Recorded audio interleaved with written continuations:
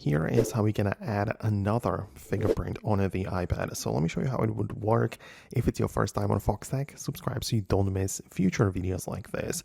So on the iPad, which does support the fingerprint reader, it's likely on the side or the home button if you have that kind of like older model. But all you have to do is find settings, and in the left panel there should be the Touch ID and passcode menu.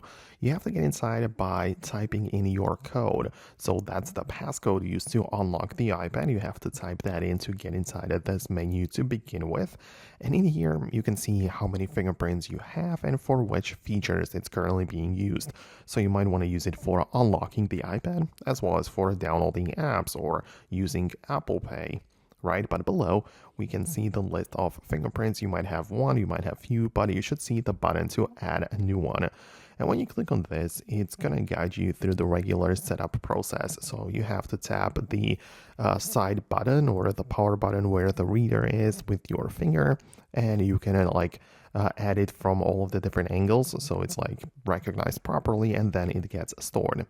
Keep in mind that you can always tap on your existing ones and rename them, because that's kind of important.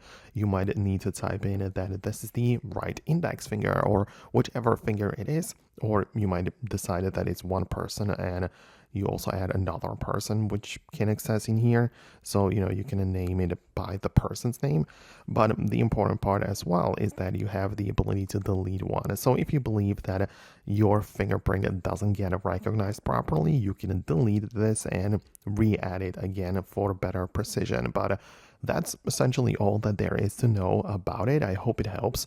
Let me know what you found, or if you found that video helpful. Subscribe for more, and I'll see you later.